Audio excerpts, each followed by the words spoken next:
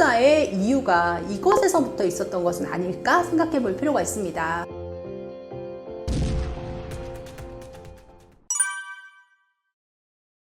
수포자 선언을 갑자기 한다는 건 있을 수 없는 일이죠. 갑자기 수포자가 되지는 않았을 거예요. 이미 어디선가 구멍이 천천히 나고 있다가 도저히 안 되겠다 라고 했을 때 그냥 수학을 포기하는 게 수포자죠. 그래서 어떤 부분에서 아이가 힘들어하는지를 파악하는 게 필요할 거예요. 아이들은 계속 수학 공부를 꾸준히 해왔잖아요. 그러면서 어디 부분에서 소화가 안 된 부분이 있었겠죠. 그런데 그 부분에서 그냥 넘어가다 보니까 거기에서 구멍이 계속 쌓였을 텐데요. 원인이 무엇일까라는 것을 따져보는 게 필요해요. 그거를 부모님이 판단하시기는 어렵고요. 전문가한테 믿고 맡길 필요가 있습니다. 중학교 사춘기에 들어간 아이들의 공부를 부모가 봐주기는 사실 쉽지 않습니다. 부모가 공부를 봐주면서 정서에서 서로 부딪힐 가능성이 많고 관계만 안 좋아질 경우가 많거든요. 그래서 믿을 수 있는 어른을 통해서 이 아이가 수학에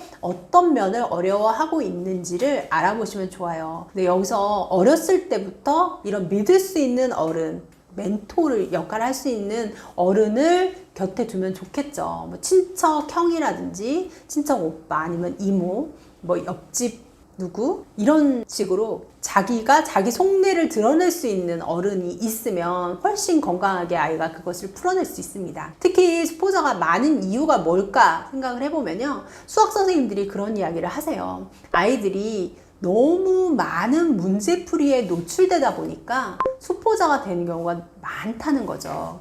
저희 학교 수학 선생님이 수학 문제를 내는데 교과서에서 정말 숫자만 바꿔서 내셨대요. 진짜 공부를 잘하는 학교였거든요.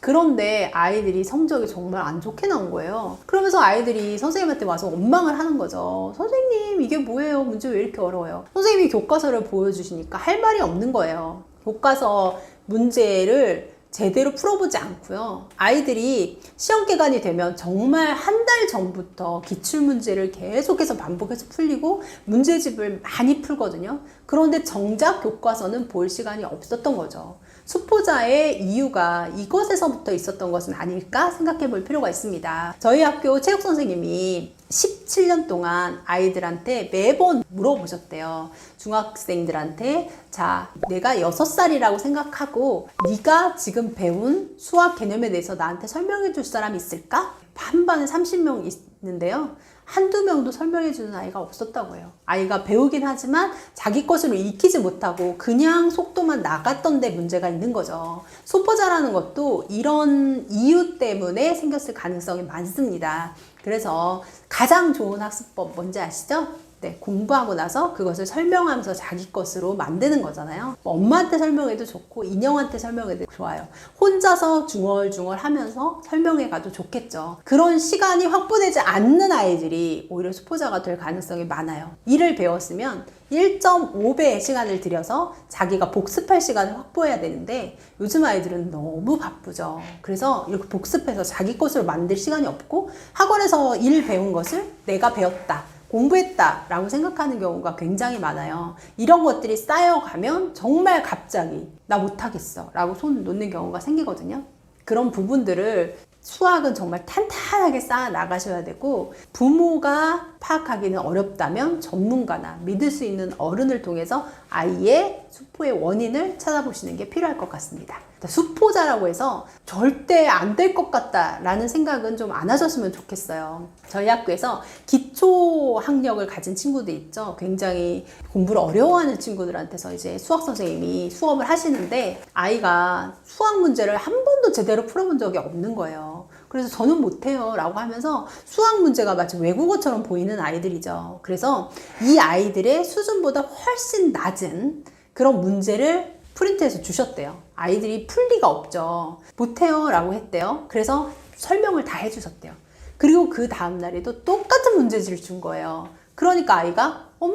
이거 풀려요. 이렇게 된 거예요. 한 번도 수학을 풀어본 적이 없어요. 그런데 어제랑 똑같은 문제잖아요. 근데 아이는 몰라요. 그러면서 어머? 이게 풀리네? 내가 이게 왜 풀리지? 다음날 되니까 2문제가 풀리고 3문제가 풀리고 하면서 아이가 마음속에 어머? 나 수학 되네? 라는 생각이 들었대요. 그래서 결과적으로 대학교까지 좋은 결과로 이어졌다고 그런 이야기 하시더라고요. 수포자 아이들한테는요, 아이 수준에 조금 쉬운 문제들을 풀어가면서 되네? 수학이 풀리네? 라는 그런 성취감을 주시면 아이가 그걸 쌓아가면서 수포자를 면할 수 있는 방법을 찾게 될 겁니다. 아이가 거짓말을 하는 이유가 뭘까요? 아이가 거짓말을 하는 이유는요, 답이 정해져 있을 때 거짓말을 합니다. 너 답지 베꼈어 안 베꼈어? 수학 숙제 했어 안 했어? 라고 하면 나 안 했거든요. 안 했어 라고 하면 뻔히 혼날 거잖아요. 그러니까 그럴 때 아이가 안 했는데 했다고 거짓말을 하는 거예요. 그래서 아이를 계속 몰아붙여서 거짓말을 하게 만드는 상황을 놓이게 되면 아이가 어쩔 수 없이 거짓말이 쌓이게 되죠. 뭐 답지를 베끼는 것도 마찬가지입니다. 그래서 너 수학 숙제를 얼만큼 했어? 언제까지 할 수 있어? 라고 구체적으로 물어보시는 게 좋지, 수학 숙제 했어 안 했어? 라고 물어보면 일단 거기서부터 거짓말이 시작이 되고요. 답지를 베끼는 아이의 경우에는 무엇이 문제인지를 먼저 찾아봐야겠죠. 문제가 너무 어려워서인지 수학 숙제가 너무 많아서인지 이유를 찾아보시는 게 필요해요. 대부분의 아이는요, 두 가지 다 해당이 되겠죠. 특히 가장 많은 이유가요, 숙제가 너무 많은 경우에 답지를 베끼는 아이들이 생깁니다. 그래서 아이가 시간이라는 게 정해져 있잖아요. 그래서 나도 10시까지 수학 숙제를 하고 12시까지는 게임을 하고 스마트폰을 하면 놀아야 된단 말이에요. 그런데 숙제가 너무 많아. 그러면 아이가 어떻게 하겠어요?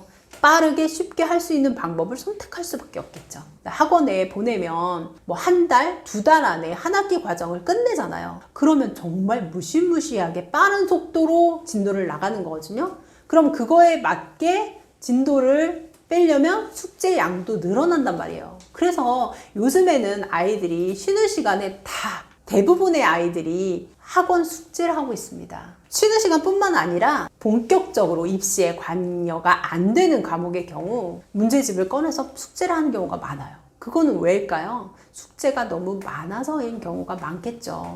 그 숙제가 아무리 하려고 해도 그 시간 안에 할 수 없을 경우 답지를 베끼는 경우가 많고요. 또 다른 경우는 너무 어려운 거예요. 아이의 수준에 맞지 않는데 너무 어려운 진도를 나가니까 아무리 생각해도 실마리조차 찾아낼 수가 없을 경우 답지를 베낄 수밖에 없거든요.